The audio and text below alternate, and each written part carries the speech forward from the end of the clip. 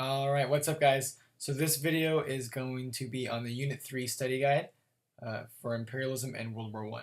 So let's get right into it. So number one says the actions used by one nation to exercise political or economic control over a smaller nation is called, well, this is going to be called imperialism. This is the main focus of this whole unit. So imperialism, that is the key definition.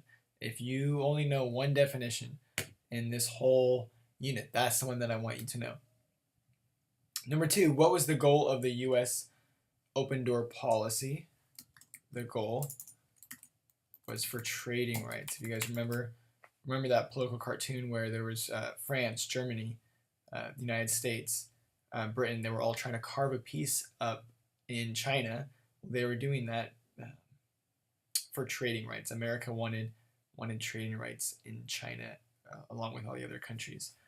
Number three, the foreign policy of President Taft focused on advancing American commercial interests abroad. Critics call this is dollar diplomacy. So when you think of Taft, you're going to think of money. Diplomacy. There we go. Number four, what are three causes of the Spanish-American War? So one of them is going to be yellow journalism. Remember yellow journalism? That is Hearst and Pulitzer.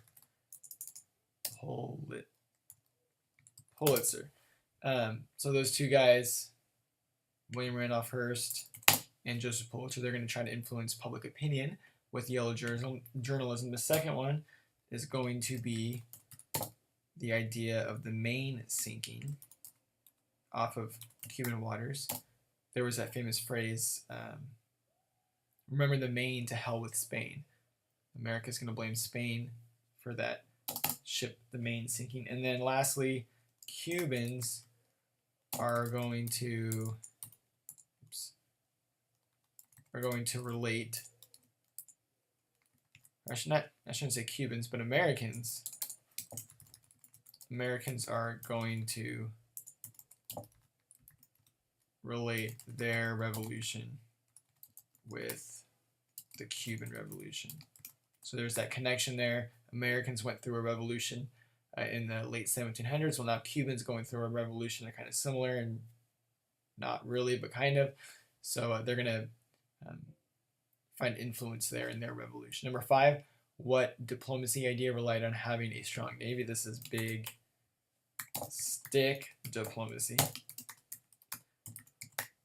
Big stick diplomacy. Number five, the Roosevelt Corollary stated that the United States would intervene in Latin America to maintain stability. This is built upon the Monroe Doctrine. We learned that in class. The Monroe Doctrine. Number seven, why was the Panama Canal important? Well, you could have a few things down for this one.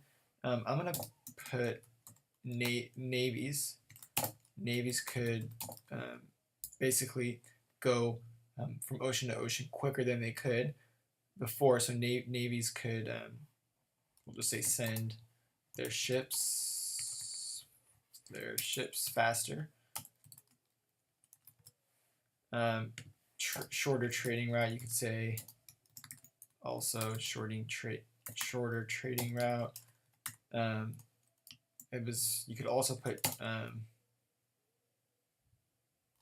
maybe it was a shortcut to the Western Hemisphere. So you could have any of those answers. Those answers would be correct. Number eight, what was President Wilson's moral diplomacy towards Latin America? That was the idea that Wilson wanted pro-American, we'll just say democratic governments in there. Number nine, which countries did the U.S. acquire as a result of Spanish-American War? These are in no order, but Guam, Philippines, Oh my goodness. Philippines. Cuba as well. And Cuba will be a protectorate. Know that for the exam. A protectorate. So they are under a certain level of control, but not complete control. Number 4, so we have Guam, Philippines, Cuba, and the last one is going to be Puerto Rico. Those are the 4 countries. Number 10, what country became an independent protectorate as a result of Spanish-American War? Well, I just said it. That's going to be Cuba. Number 11, what were factors as to why the U.S. wanted to imperialize? Okay, there's multiple factors here, but we'll use these ones. And you could, these are, the wording doesn't have to be exactly like this, but these are the main points. Political domination. So think like borders. Borders, they want land. We'll just say land. Economic domination.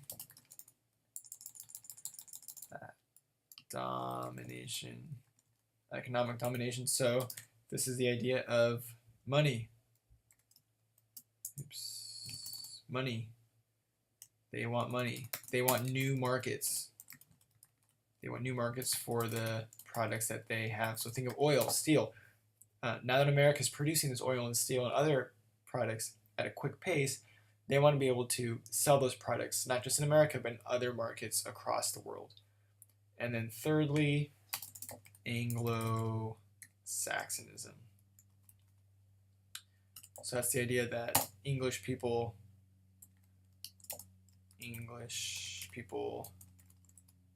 or English-speaking people should rule the world. Okay.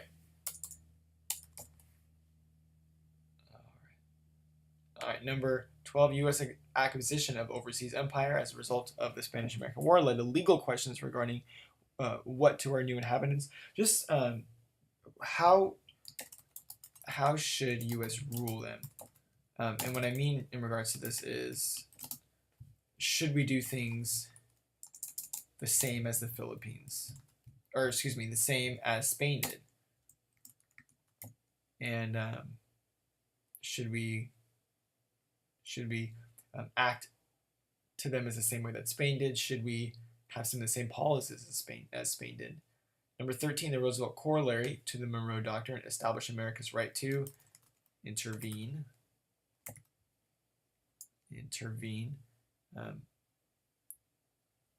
But we'll say for Latin America. And I say that not necessarily, it's not saying it's pro-Latin American, but Latin America. So now if anybody, I don't like the wording. That's not a good wording. Really, they're intervening for themselves, but they're intervening in Latin America. So if any European countries try to go inside or go to Western Hemisphere, Latin America, the United States will intervene. So not for Latin America, but they will intervene for themselves, but they will intervene in Latin America. So 14, which of the following best describes the U.S., their role in the Panamanian Revolt? Well, they're going to, U.S. will aid the Panamanians against the Colombians. So U.S., again, this is just reiterating it. U.S. will, they're going to support this revolution. We'll support the revolution. So for America is basically saying, yay, revolution. They wanted it. And if the revolution was successful, then America would be able to build that canal a lot easier. Number 15, how did the Spanish-American War affect the position of the U.S. in world affairs? Well, now they're going to be world power. U.S. will be a world power. They're going to be on the world power scene now. Number 16, what is yellow journalism? This is, we talked about it before, Hearst and Pulitzer. They use newspapers to influence public opinion. And remember, they public opinion. What they're doing is they're exaggerating stories. Oh my goodness. And their idea is to sell newspapers. What do they want to do? Sell newspapers. That's their goal. They're creating headlines that are juicy, that are that look interesting, so that they can basically sell newspapers for a good story. They want to create that nice, juicy story where people are going to want to read about. All right, moving on now to World War I. This is the second part of Unit 3. What was a contributing factor as to why the 19th Amendment was passed? Women worked in factories. Okay, this is during World War I, of course. Women worked in factories. Number 2, during World War I, American civilians contributed to the war effort by many different answers here. You could put Victory Garden. Oh my goodness. Garden, there we go. Victory Garden, Liberty Bond. Liberty Bond's rations, rationing food. We didn't talk a whole lot about rations, but we talked about it a little bit. Just rations is the idea that instead of consuming a particular product, you're going to let the soldiers use that product. So if you do not consume that particular product, then the soldiers can use it overseas. So maybe they might have meatless Mondays or something. So the idea of having meatless Monday is that meat can go to the soldiers overseas. Number 3, during World War I, fears of nonconformity and disloyalty on the home front resulted in the passage of what acts? Espionage and Sedition Acts. You guys did an activity with that. Number 4, what were the new technologies of World War I? There were several. We'll just put poison gas, machine guns,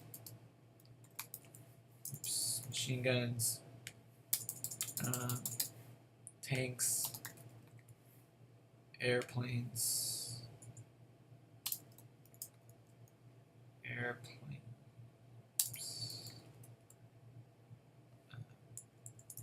submarines also you could have. Number 5, what were some of the messages of propaganda during the war? To enlist, so to sign up for war, to buy Liberty Bonds, another one. You could also have rationing. They did that for sure, rationing. Many of them were anti-German, also, or anti-enemy. So these are some of the reasons, or these are some of the things that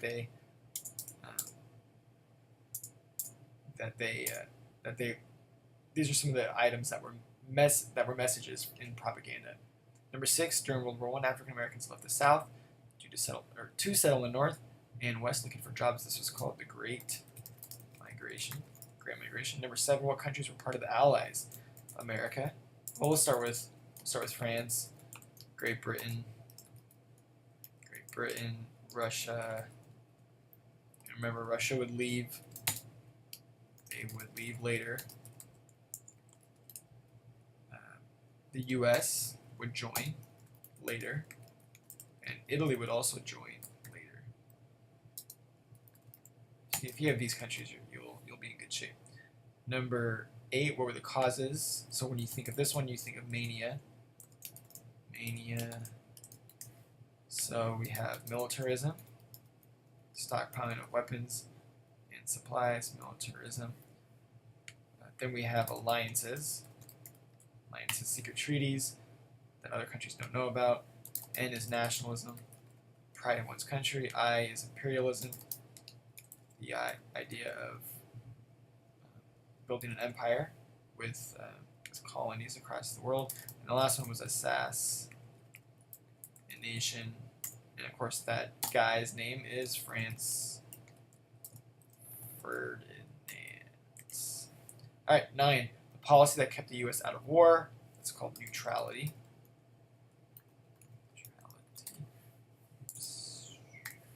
Number 10. What organization was formed to protect Americans' constitutional rights? The ACLU, the American Civil Liberties Union. Number 11. What was Wilson's 14th point? That was the League of Nations.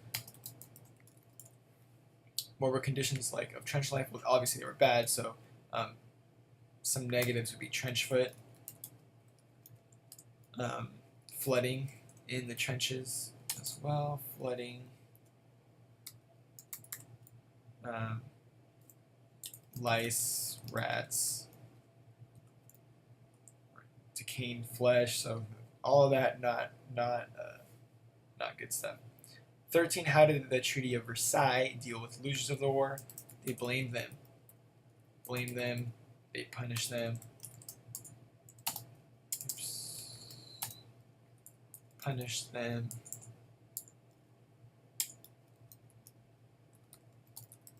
Unfairly. Perhaps unfairly, depends on what your opinion is. Alright. Why did the U.S. enter World War I? Main reason. Please have this reason down. This is like number 1. You have to know this one. Gotta know it. Unrestricted submarine warfare. By who? Who did this? It was Germany. So Germany is going to enact unrestricted submarine warfare, and it is for this reason why the United States enters World War I. Second reason, I would argue, Zimmerman telegram.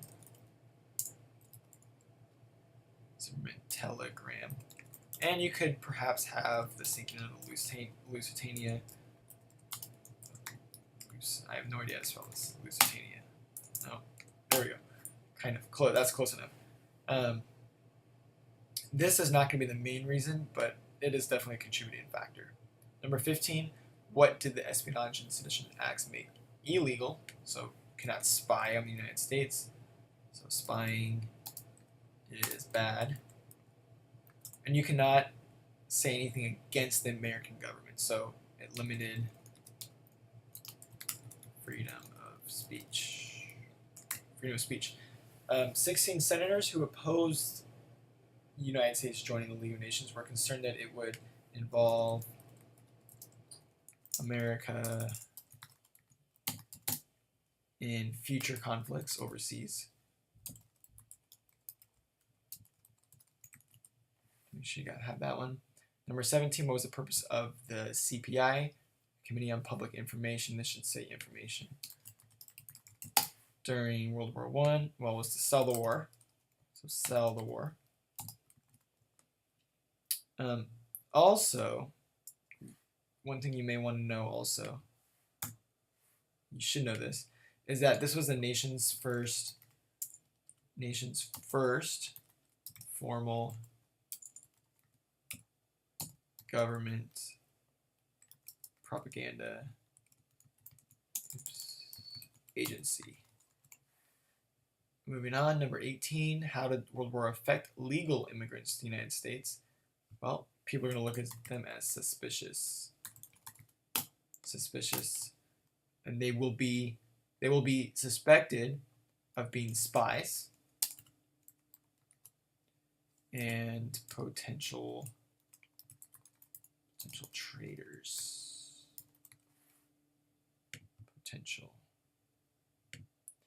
And then the last question, number 19, which Allied leader urged fair and moderate treatment of Germany following World War I? That would be Mr. Rockstar Woodrow Wilson. All right, guys, so that's the study guide. Please, please, please know your vocab. Definitely do that. There is a whole section on the test that is dedicated to vocab. I think there's 10 or 15 questions that are they're basically matching, and your vocabulary words. So I'm not going to give you the exact definitions that will be on the exam, but know your vocab because it will be on the test. All right, guys. Good luck with the test.